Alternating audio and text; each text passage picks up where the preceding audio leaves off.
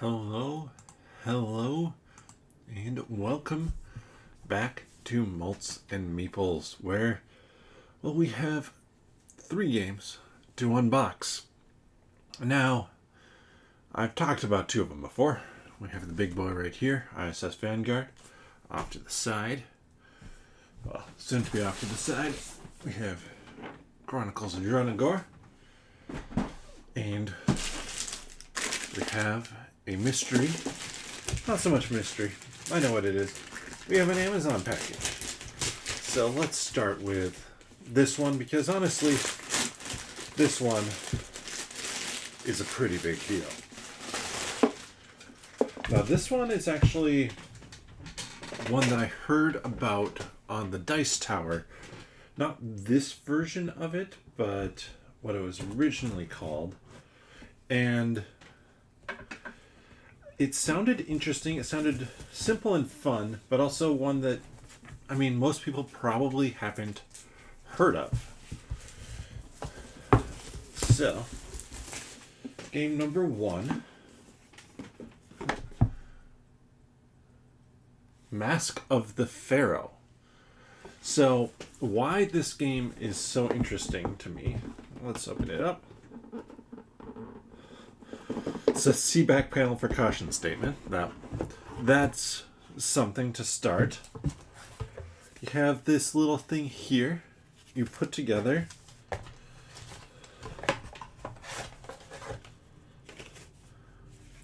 few little things. This box could be like half the size.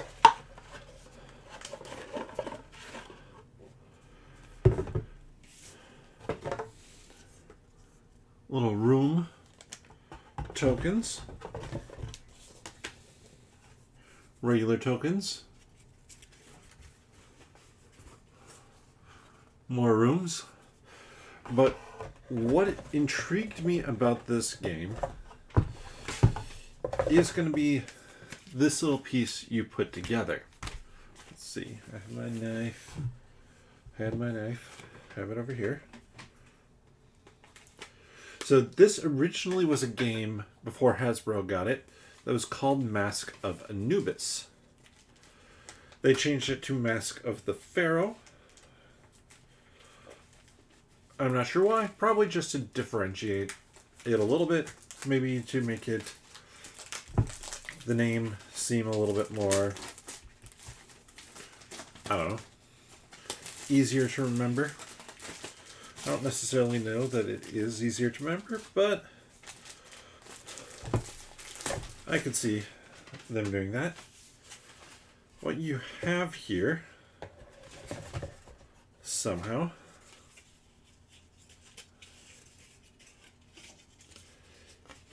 is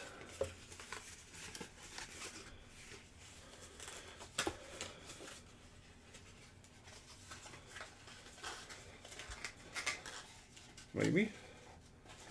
Yeah, that looks right.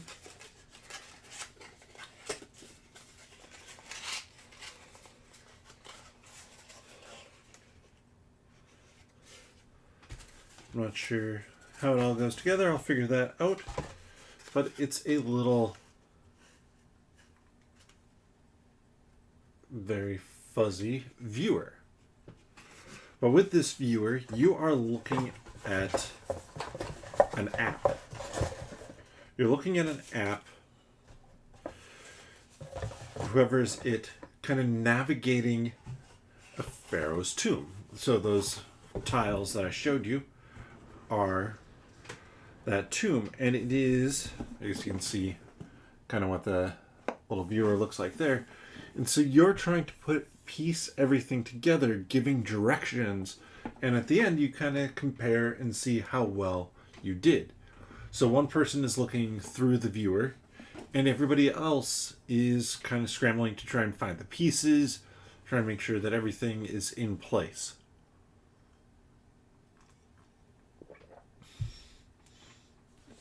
So that one was just a little bit of fun. I honestly thought I would never be able to get it. It's not expensive on Amazon. As I wave a knife around, don't do that. It's not expensive on Amazon, but like the Mask of Anubis has been out of print for so long that I just didn't even realize there was Mask of the Pharaoh. But what I advertised this for was ISS Vanguard.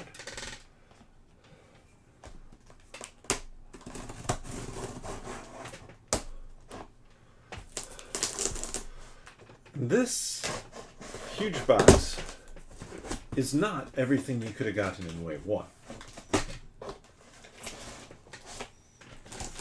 I didn't feel the need to get some of the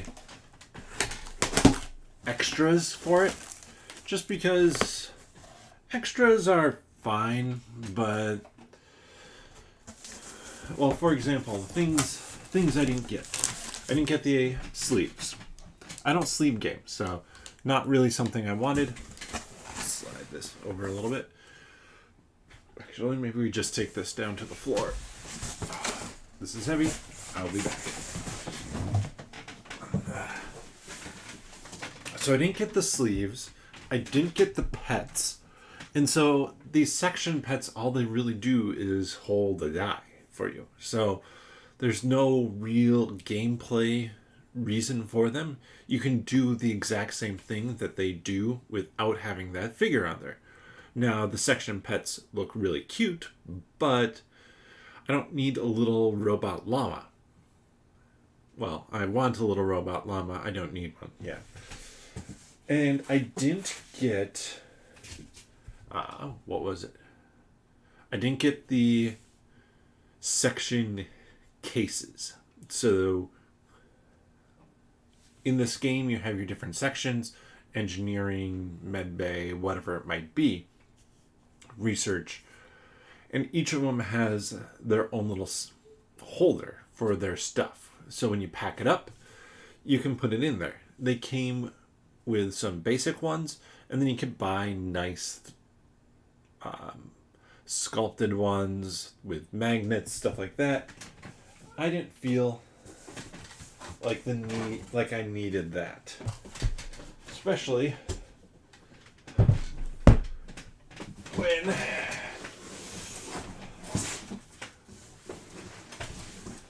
you're getting all of that, and that's most of the weight in that box. Everything else was very, very light. Comparison. So, what do we have? We have a little thank you to the backers here.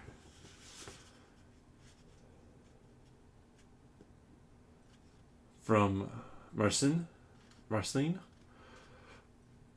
Swierkot, and Krzysztof Piskorski. My apologies for pronouncing your names very poorly. And just information about the game, plus if anything's wrong with your game, here's how to get a hold of them to get replacements. So let's see, where do we want to start with this? Because there is a lot. Let's get these small box out of the way. And this one, I'm glad they got into Wave 1. Originally, when they put this out, their plan was to have this as part of Wave 2 shipping. The downside of this, and I'll talk about it here in a second, is like this is not core to your game experience. These are just personnel files, so like additional, yeah, that's going to white balance everything for sure. Additional story for your characters. So what do you got in here? Stuff that probably won't stay in this box long term. Personnel files. And 2 packs of cards where you can see a couple of the crew, and then it has a little more information stuff on back.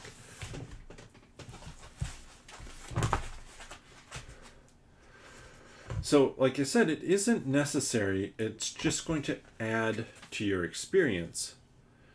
And it gives you a pretty just simple little bit. And then you have these different printed out files for each of the characters, little bits of story, things like that, as you develop your characters. They did something like that with Echoes of the Past, and I'll try to look at the camera more here. Echoes of the Past with Tainted Grail. That one, you get to unlock, kind of like this, you get to unlock some cards, some new powers. These seem like they're a little bit more substantial than what you get in Tainted Grail. Now, Tainted Grail, they were super powerful, but one and done effects after you unlock them. Here, it looks more like you're setting your character status to be like, okay, I'm a veteran now, so you're going to keep those abilities versus kind of that one and done use. At least that's my guess. I'm not really sure.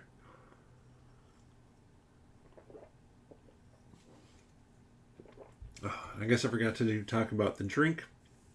Club soda, lime juice, and gin. Very simple. Toss out a little more club soda.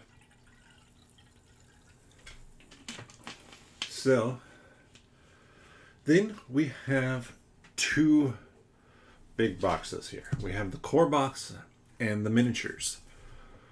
The miniatures are not needed for this game. They are simply an aesthetic add-on. I did not get the aesthetic add-on miniatures for like the monsters in Tainted Grail. I wouldn't mind them, but it's extra money. ISS Vanguard, the plot and everything drew me in more than Tainted Grail, so I really wanted to kind of go big with it because, well, Tainted Grail is a big game in everything that's happening. This has that whole world exploration or universe exploration. Show off the cover here in a second.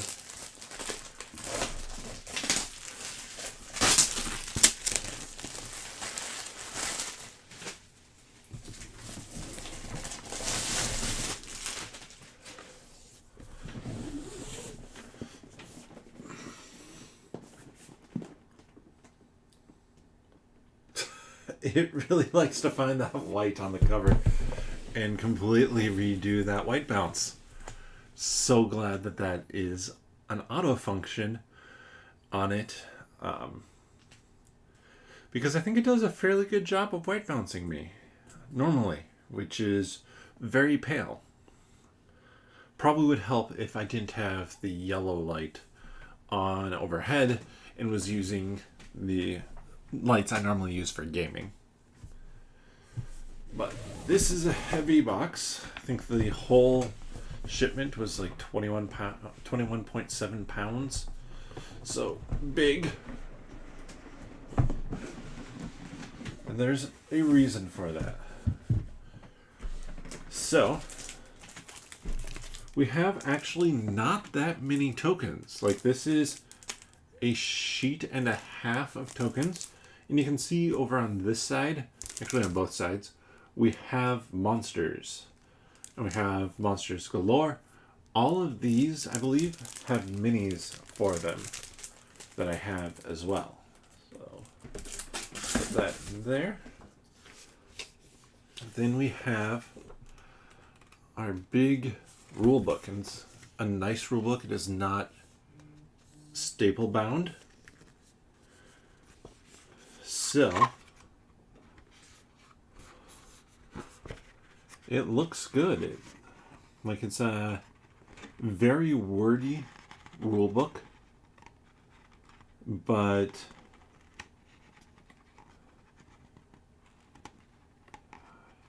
I feel like there's a lot of prep. Oh, so first 10 pages are kind of learning about stuff. Then from page 10 through, let's see, we have an index at the beginning. 10 through 27 are kind of tutorial. So it's walking you through everything, which I've heard this is a very good tutorial. Looks like, yeah, through 25. 26 gives you some great artwork. 27 looks solid. I mean, there's a lot of text, but not too much.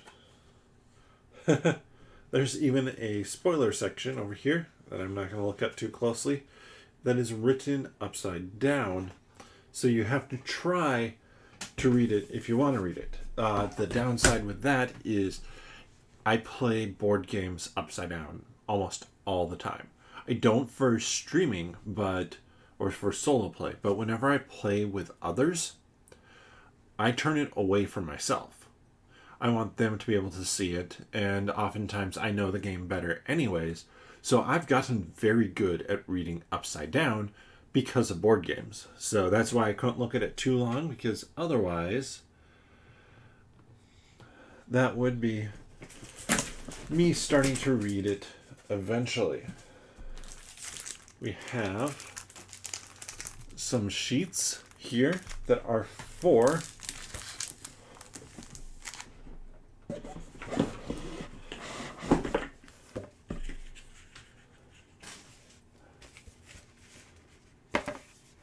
this bad boy.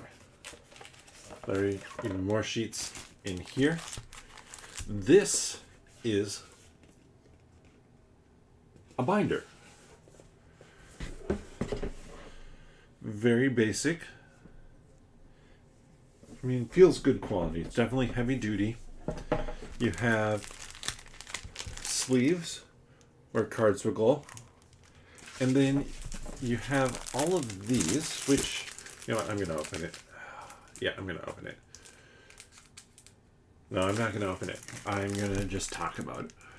So, gives you directions on how to resume a saved game. Okay, maybe it's just the proximity to the camera.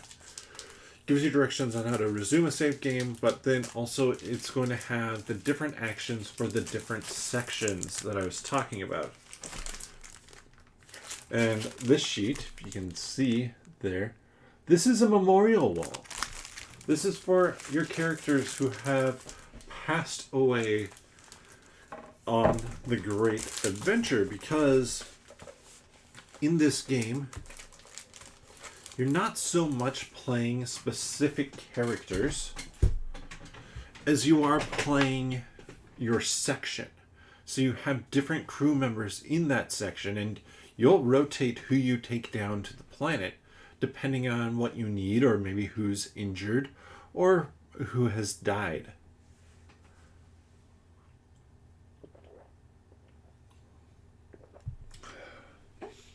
Might as well finish off the club soda.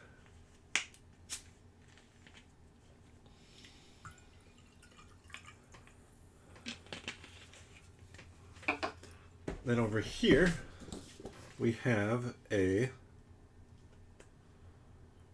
40-page Planetopedia.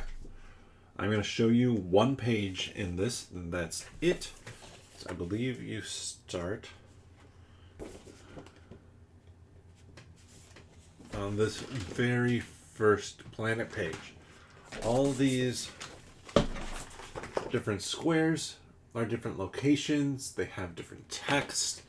They have logs that you can go and read.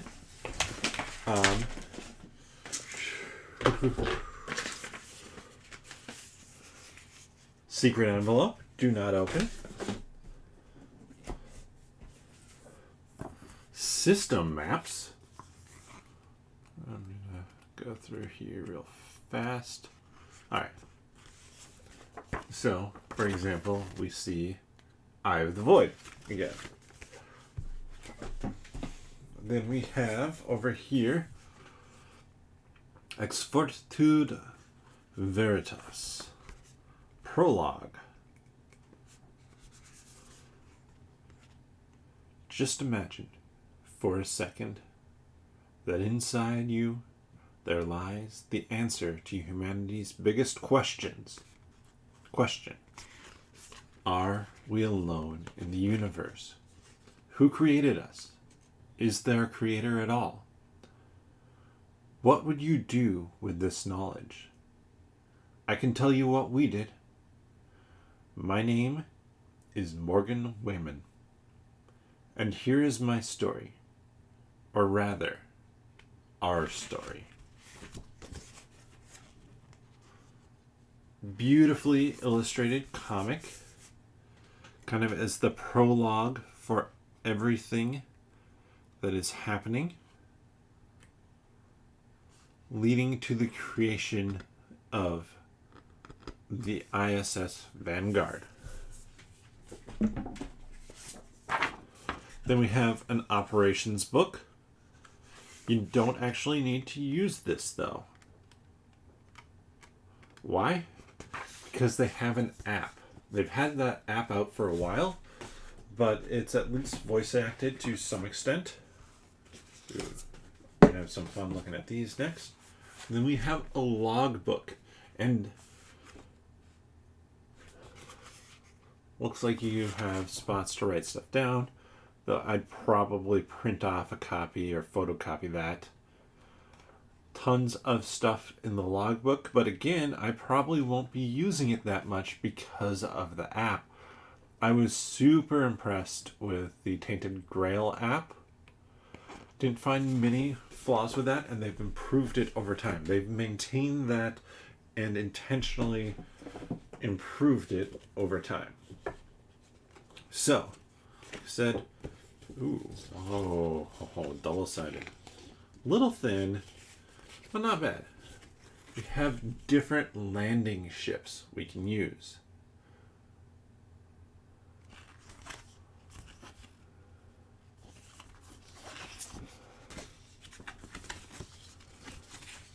These are not really hidden information.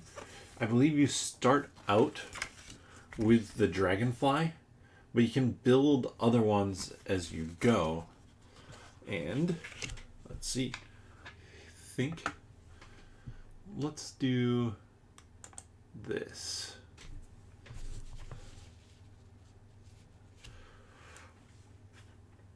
So it looks like you have a certain number of supplies, utility mods.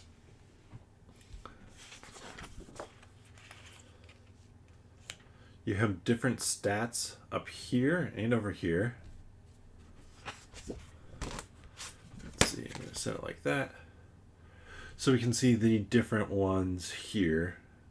I have no idea how different these ships will be, but like you see, those numbers are quite different. I'm assuming that one has a better hull, where this one's probably more maneuverable.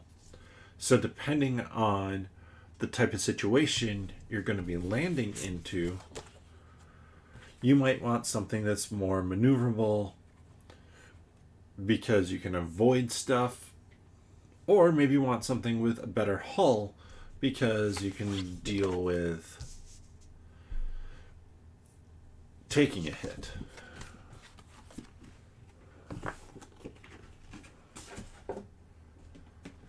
Then let's grab out a few more things here before we get down to it. Like I said, we have our 4 different sections. First up, we have security. Always first in line. As the security section, you will protect others in the unknown, hostile environments, and aboard the ISS Vanguard. Your skills help your team get back safe, even from the deadliest adventure. Science. As the science section, You are prepared to challenge the unknown, armed with just your knowledge and careful analysis. Your keen mind and attention to detail ensure nothing of interest is left behind. Recon.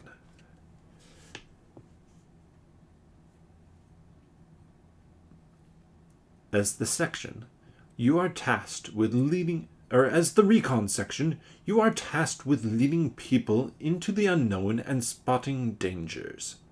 Your assistance allows other team members to move faster and use paths they couldn't find on their own. And finally, engineering. Do the undoable. As the engineering section, you develop simple solutions to complicated problems. That doesn't sound like engineering. You also set up and manage many valuable pieces of equipment on hostile planets. By that I mean engineering is relatively close to what I do with software development. You develop solutions to complicated problems. Often complicated solutions to complicated problems that then you have to spend 5 or 6 or 7 or 20 more times going over and making less complicated, because there really was a simple solution. You just didn't come up with it the first time. I have no personal experience with that, obviously.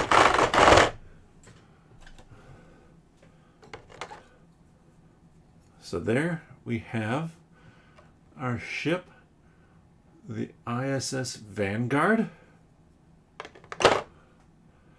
as well as then crew. So you can see we have 8 different figures for it. Can't really see that actually.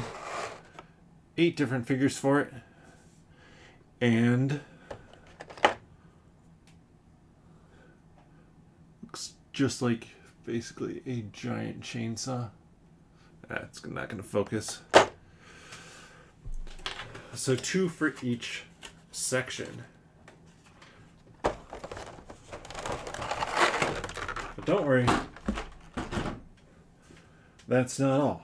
So let's talk about one of the things that I had mentioned I didn't get. This is one of the section containers you get just automatically. This is going to hold, I believe, dice and cards. You can see it is pretty thin.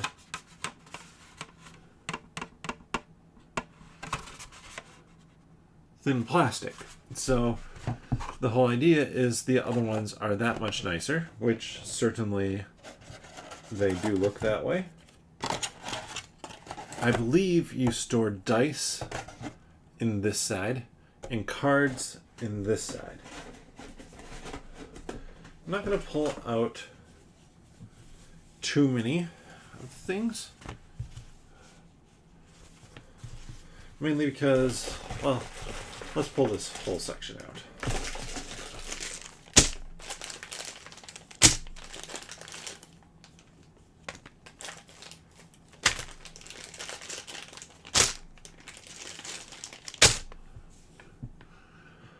Just a few dice.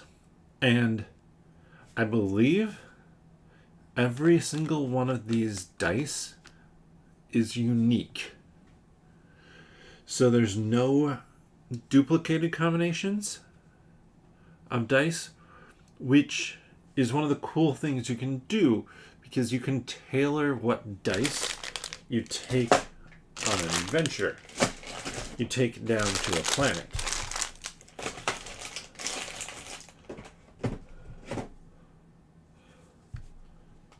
Some big cards.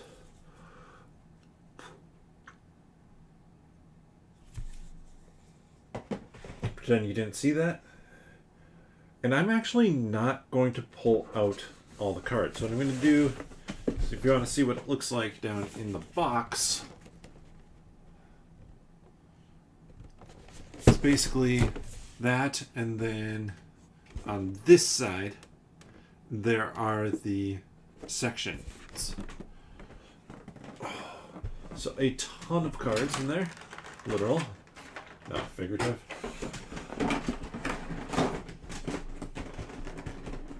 Let's get all this fit back together. I only have to do that for one main reason. If I want to show off the other stuff,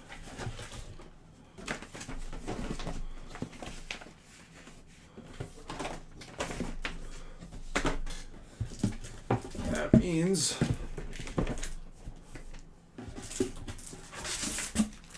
I need to get this all closed because I was stacking the cover on top of the miniatures box. This box fart. Miniatures. Hopefully I can get that to close fully. But let's open this up.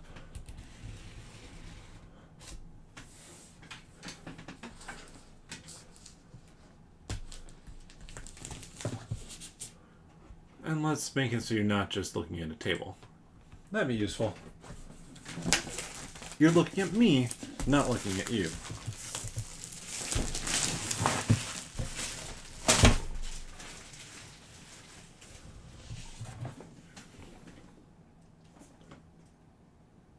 There we go. Cover. And minis.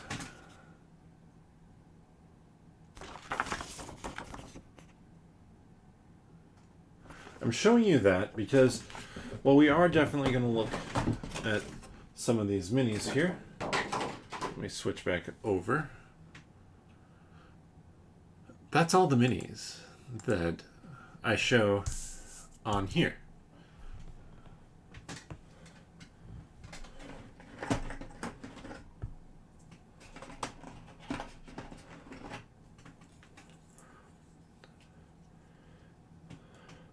So, for example, you could have that. Or, if you want something much more terrifying,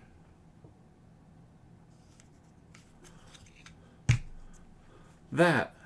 I'm assuming that things like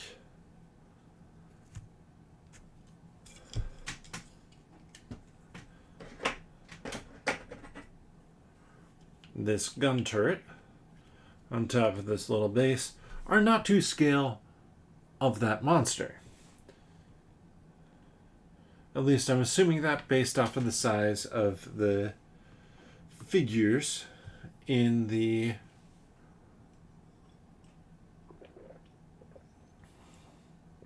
box.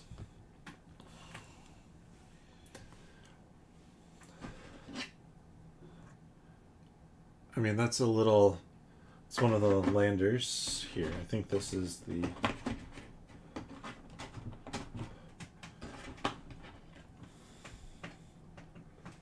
yeah, I think that one's the one you start with.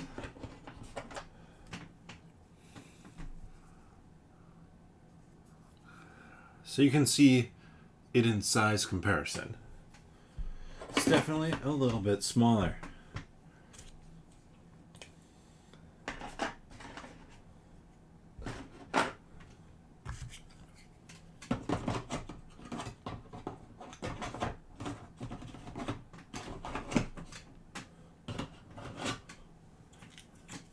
You have a number of these monsters who have this kind of, I'm assuming, shielding on them. Oh, that looks disturbing.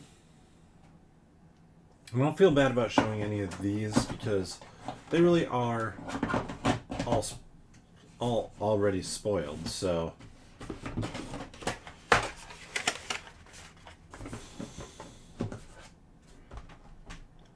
And then we just have what is basically the flip side here. So this whole section up here is higher and deeper because of that guy. So it's a dual layer on the bottom with just more monsters. But we're going to go on to the third thing to unbox. Oh, let's not forget this. That is very important to have so you can remember where everything goes. And that's going to be the game that we're playing next on the stream. Not ISS Vanguard, but the game that's coming up next. I thought about doing ISS Vanguard, but honestly, it's an experience of a game that I want to have with other people as well. I don't want it just to be me playing it solo. I think there's probably enough in the game to make it replayable, and you can do stuff in different orders. You can probably make different decisions on things over time, but I don't want to be like, I've played this. I feel like it's going to be an experience that I want to share with other people, which very much is keeping me from being like, okay, let's play this one for the stream. And I also am leaning a little bit away from that because there's other YouTube channels that are playing this and that will play this. So you'll be able to see it in other spots if you really want. I just wanted to do the unboxing because, well, I also wanted to do the unboxing of this other game that we're going to be playing, Chronicles of Dronagor. Much smaller box. Oh, wait. No, this is just the Spoils of War. The main box is a beast. Chronicles of Dronagor. A big campaign game with a dice tower seal of excellence on it. I believe from Tom Vassel's Kids. Which, this is that is a pretty scary looking lich on the front. He was playing it with his daughters, so I'm assuming it maybe isn't too mature content-wise. I watched a playthrough when the Age of Apocalypse, or might be the Age of Apocalypse. I don't think it is, because that is the name of a comic book run by Marvel, and I can't imagine that they'd be sharing that. But there's a lot in this box.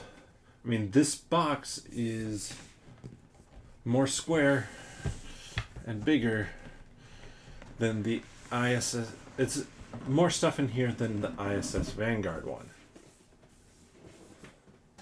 I mean, just look at how deep that is. Also terrifying. Less terrifying. Let's set that over here.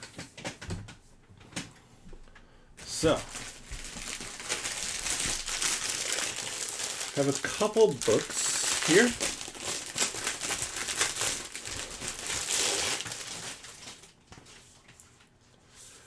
We have a spiral bound rule book.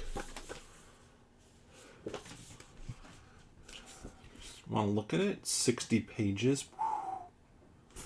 Handy dandy little chart. How to put your game trays back in.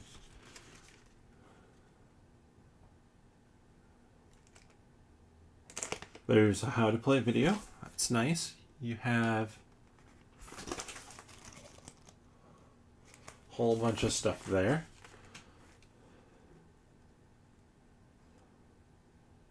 Five hero boards. Alright, so we're picking 2 characters out of those 5 heroes.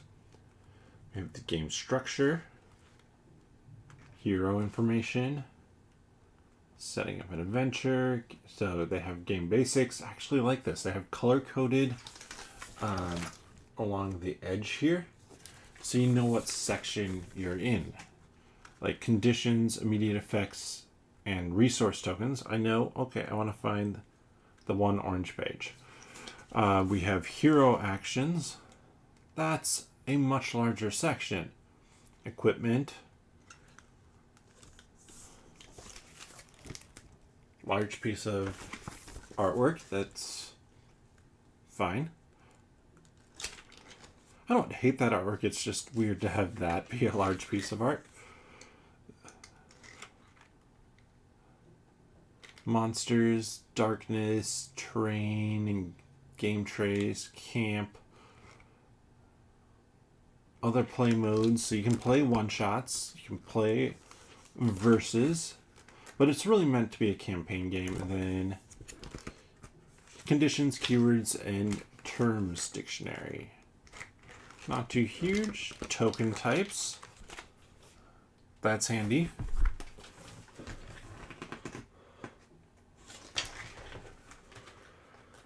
Quick rules and tips. Chart. It's not so much a chart. That's just something big. Especially when it continues onto that final page, taking us up to page 63 for everything. And then,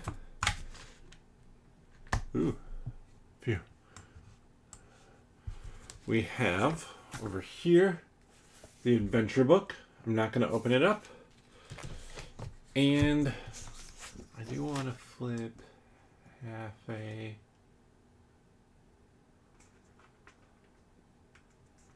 Okay, this is an example interaction scene where you can make choices off of those different points there. Won't spend too much time on that. That one might actually exist as something. I'm not going to show you or myself the back side of these, but these are the doors that you can go through.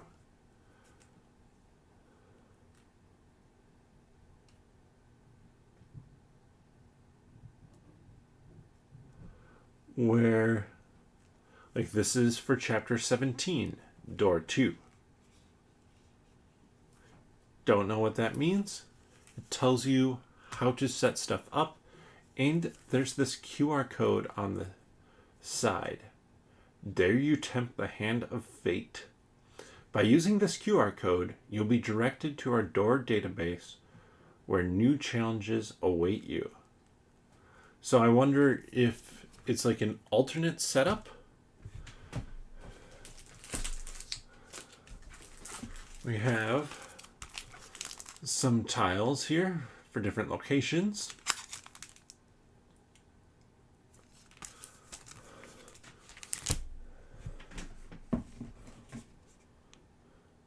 Player save sheets. Player name, melee skill, player name, hero, melee, ranged, agility, wisdom, dungeon roll, stashed items, status, outcomes, auras, curse cubes, trauma cubes, runes, resources, weapon, offhand, armor, trinket, bag item 1, bag item 2, class tree abilities.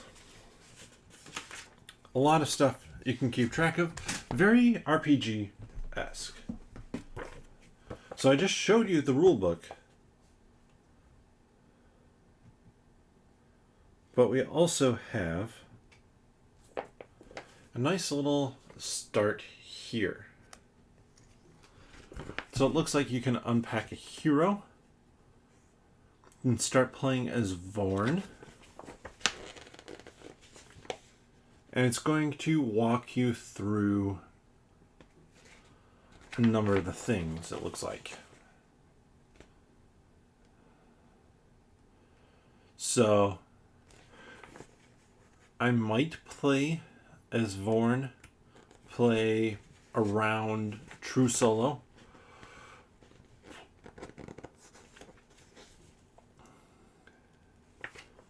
And see what it gives you.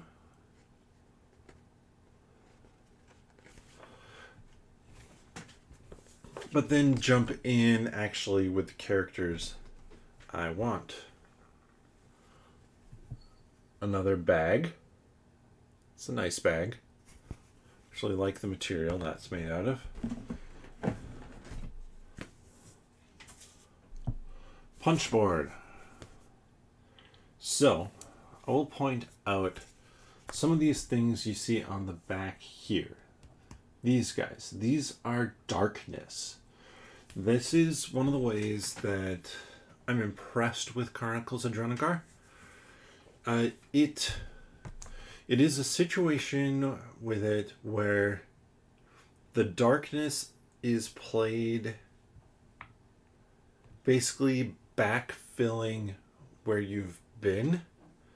And if you go through the darkness, so you're taking fairly large chunks of darkness. Don't know if you can see, like this one piece is here, here, here, that. It's 6 pieces. So you're taking that and it covers up a chunk of the board. If you go through there, you're taking negative effects. Basically, the darkness is overtaking you. And it's a way to constantly push the players forward. There's no saying, okay, let's all rest a turn and then we'll kick down that door. Because if you do that, you might have multiple of you in the darkness. So then we start to get into the game trays.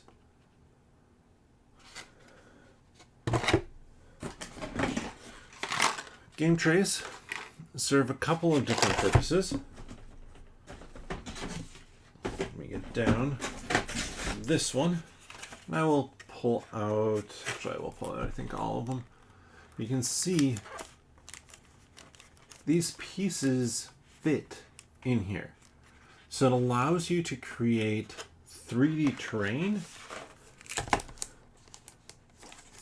using the game trays, which is very ingenious. So, I mean, if we're looking at all these trays, like that, this tray here, and let me switch over. Make more sense if I switch over. So this tray here, that's all the different darkness shapes you can have. So this is going to be a big game.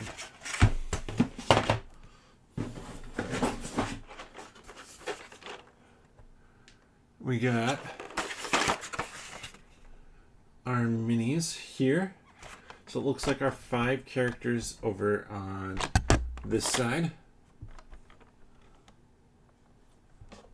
Try not to hit the microphone. So these 5 are our characters. Everything else is monsters that we might face. More game trays. I'll show that in a second. More game trays.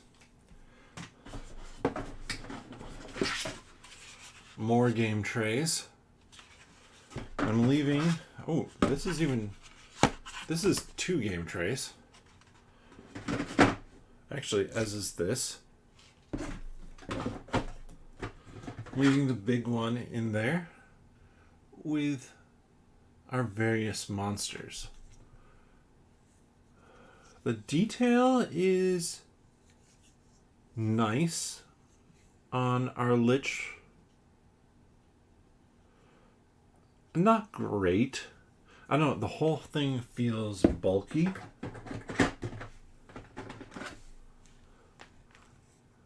And less fluid than like some minis.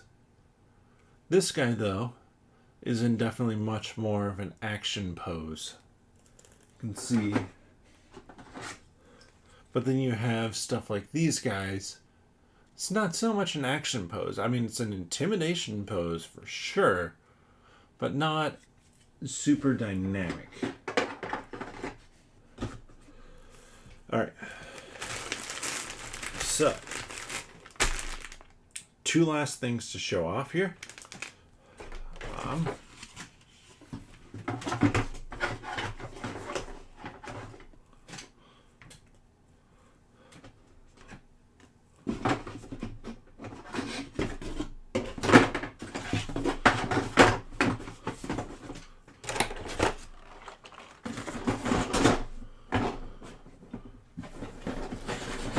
Probably shouldn't put stuff back in until I'm actually ready. But first things, we have all of these cubes. These cubes are basically your action cubes that activate different slots on your character. And some of them, like these black ones, they'll start to block off slots. So as you take actions and have to recall things, you start to block off other things.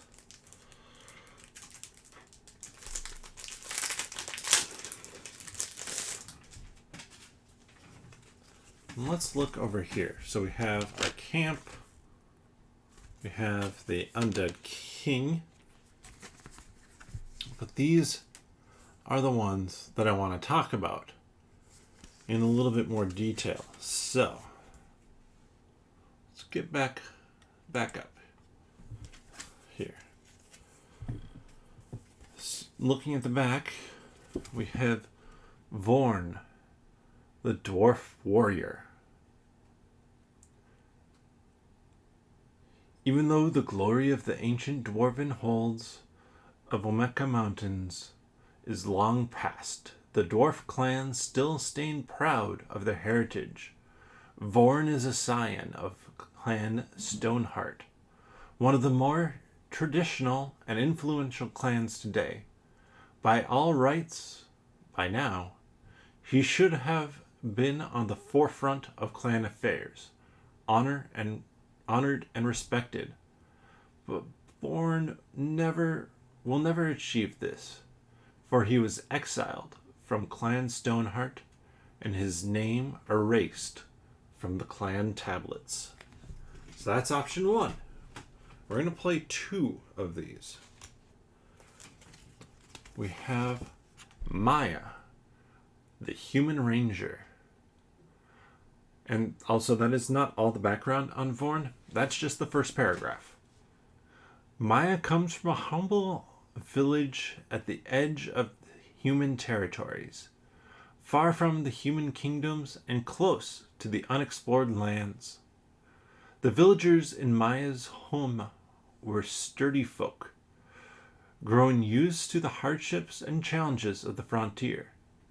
However, even they were unprepared when tremors opened a new passage into the bowels of the earth, unleashing new monsters onto the surrounding areas.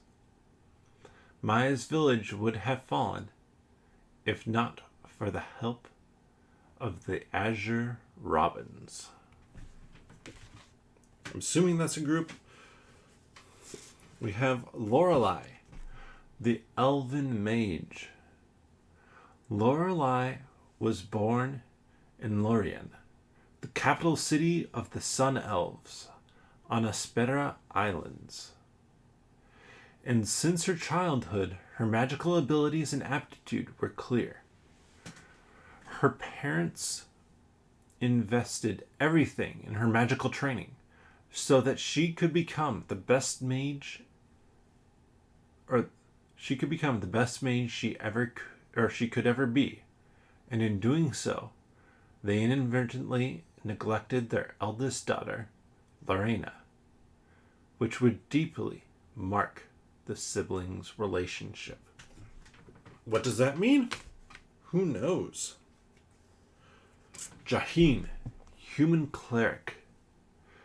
Jaheen was the only son of a famous noble family of the kingdom of Amira, until he abdicated his family and former name.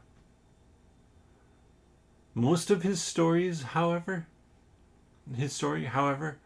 is only known to him and his former family, which could never be traced, probably due to the grudge held by their parents, and the will of Jaheen to remain an unknown commoner. What is known about his origin story, he told the high priest and counselor at the time, the day he got to Valeri. Elros, elf assassin. Elros has been marked by strife since his earliest memories. He was found when very young on the shores of the Umbral, a shadowy coastal village at the edge of the dead Iral, the most dangerous forest in Darren. Elros has only a passing recollection about his parents, fleeing from somewhere in refugee ships. He doesn't remember their names or his own origins. Since he was a kid, this moon elf had to find ways to survive by himself amidst uncaring strangers, which quickly made the young elf turn to petty crimes and thieving.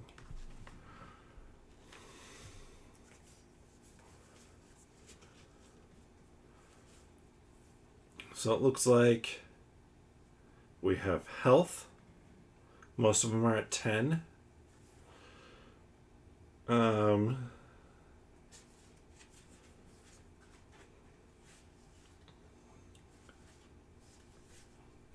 lot of the things are kind of similar on these, but obviously the different characters are going to have different things that they are better at. Elros probably is going to be more close combat. Vorn for sure is going to be your tank. Lorelei, magic. Maya, probably a ranged attacker.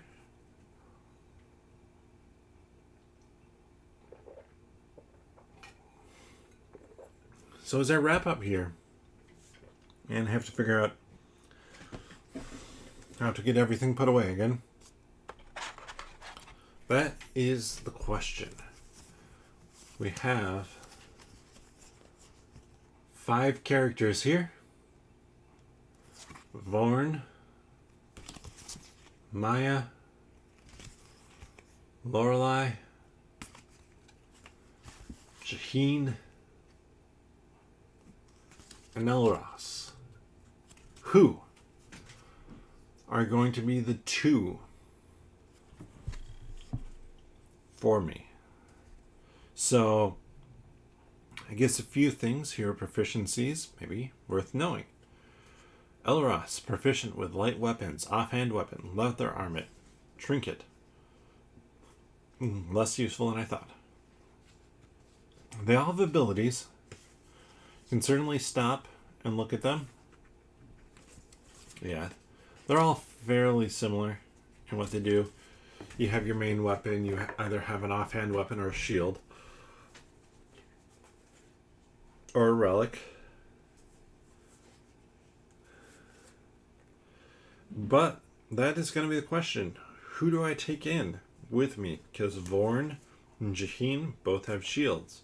Vorn looks like, with more health than anybody else. Lorelei, less health than anyone else. But she's also arcane. She might have a few more things, such as healing. Oh, Maya apparently can get pets?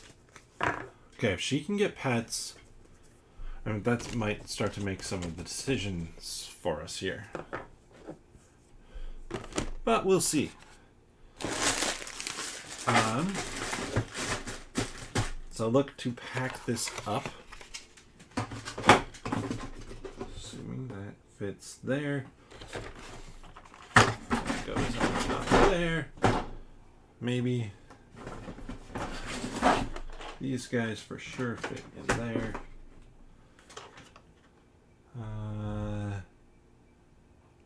don't think any of you went lower, so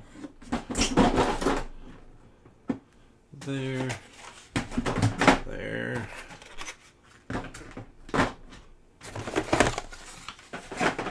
It's definitely not quite back right, I don't think, but it's close.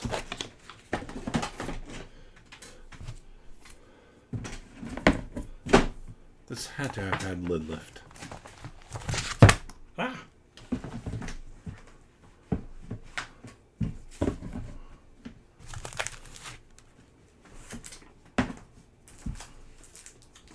Not much lid lift. Giant box cover. But, so I have one more box to open up. But definitely consider who you want to take through this adventure. And I have the other box. So we have those first 5 characters. I'm going to have to go and watch my own video to remember them for a poll. But we also have this box.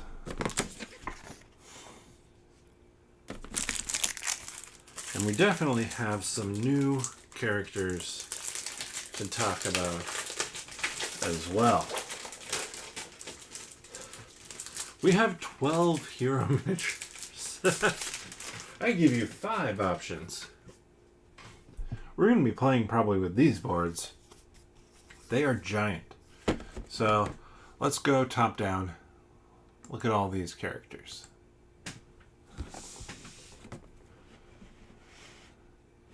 We have Hendriel, a Path of Nature Elven Ranger. There we have Elros, our elf assassin.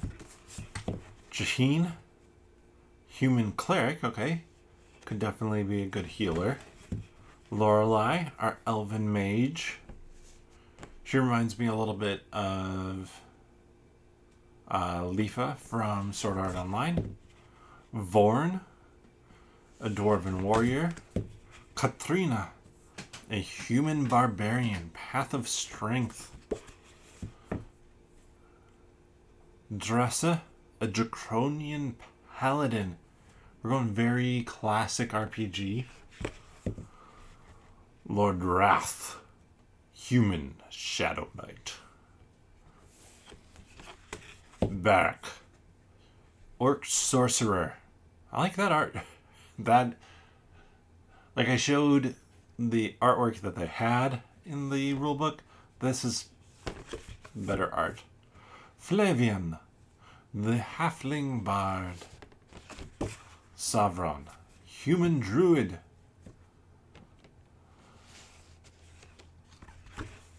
Sun, human monk. I do love playing a monk. Unless I missed her.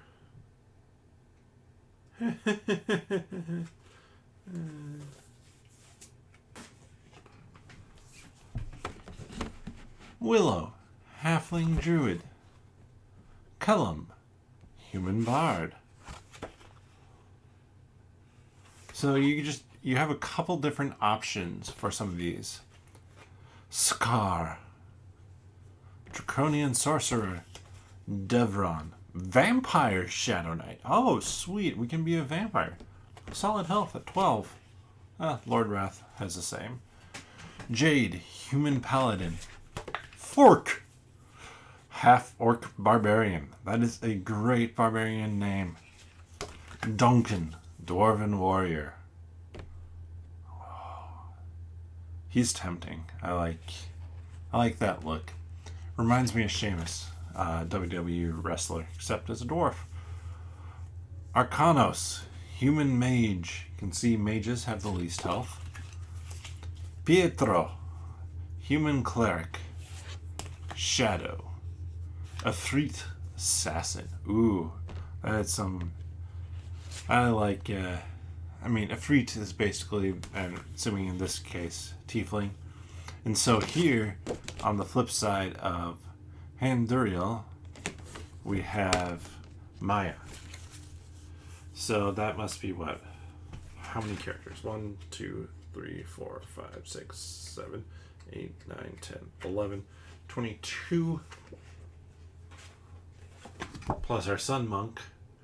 23 different characters to play. If you have suggestions and you want to go back through, watch them, tell me who you want to see me play.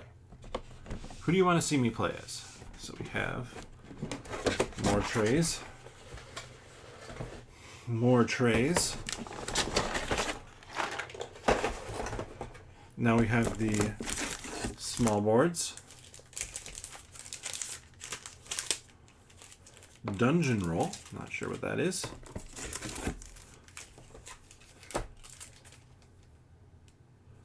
Oh, this is cool. So this is basically a flow chart for how you can kind of unlock your character. Kind of different paths you can take. I'm assuming that there is a visible or like a thing you can do with cards or stuff like that. But to have something like that, that's real cool. So, with that,